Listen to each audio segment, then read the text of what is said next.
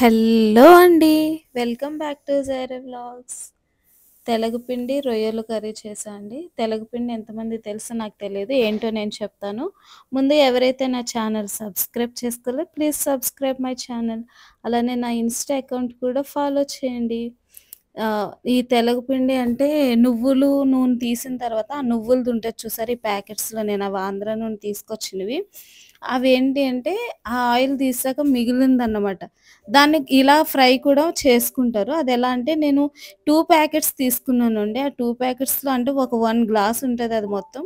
నేను అందుకని water 1 ½ glass తీసుకొని అందులో నేను ఉల్లిపాయ, పచ్చిమిర్చి అండ్ పచ్చి రొయ్యలు వేసి నేను ఫ్రై చేస్తున్నాను. దాంతో మనం శనగపప్పు వేసుకోవచ్చు, మునగాకు వేసుకొని ఫ్రై కూడా చేసుకోవచ్చు.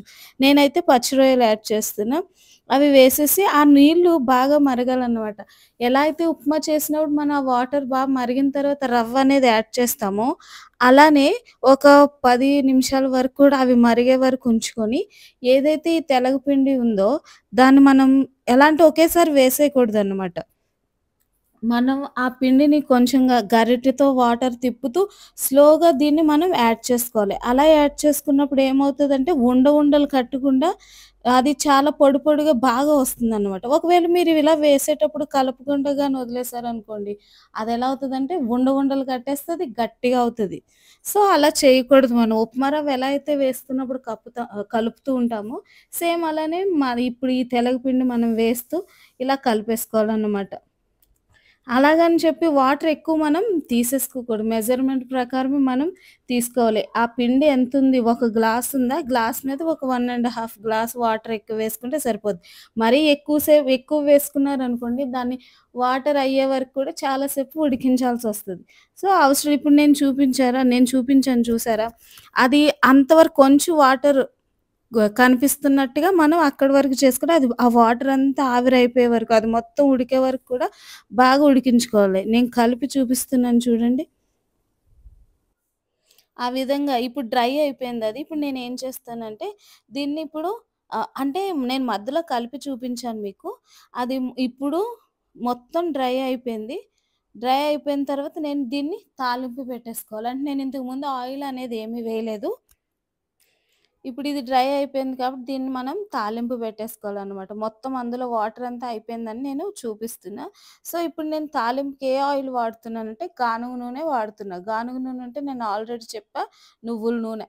ఆ నూనెతోనే నేను తాలింపు పెడుతున్నా. అది దాంతో చాలా బావుంటది. ఇలా కర్రీ అయిపోయిన తర్వాత కూడా మన అన్నంలో కలుపుకునేటప్పుడు కొంచెం గానుగ నూనెతో కూడా వేసుకొని మళ్ళీ కలుపుకొని తినొచ్చు. అది నడుముకది బలమని మా అమ్మమ్మ వాళ్ళది చెప్తారు. సో, గానుగ నూనె అలా మంచిది అన్నమాట.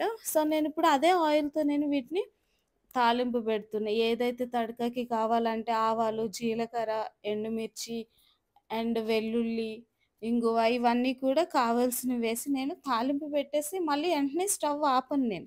ఇంకొక 15 నిమిషాల వరకు కూడా అదంతా ఇంకా కొంచెం వాటర్ అనేది ఉంటది. అది కూడా అయిపోయి కింద మాడుతుంది, అంటుతుంది అనిపించినప్పుడు మనం అది ఆపేయాలన్నమాట.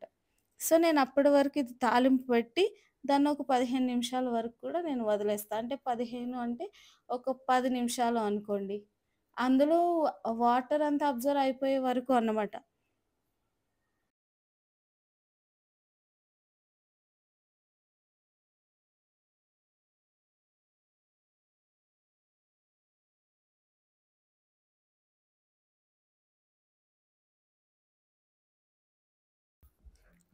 పోపు మొత్తం వేగిపోయిన తర్వాత ఇప్పుడు ఏదైతే మనం తెలగపిండి నేను చేసి పెట్టుకున్నానో అది మొత్తం ఆయిల్‌లో ఏసేస్తున్నానండి.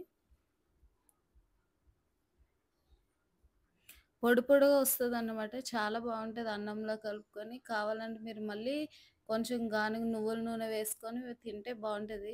ఆయిల్ ఎక్కువ తినేస్తున్నాం అనుకోకుండా అంటే అది అంటే బలం హెల్త్‌కి మంచిది అని అంటారు. వాళ్ళు ప్రతి దాంట్లో పిట్టి అంటారు. అందులో గానుగ నూనె వేసుకొని తింటే బావుంటదంటారు. సో, అలా అన్నమాట. నూనె మీద ఒక మంచి ఇంప్రెషన్ అనేది ఉంది. ఎవరైనా ఆంధ్రాలో చూసుకుంటే అది ఎక్కువ వాడతారన్నమాట.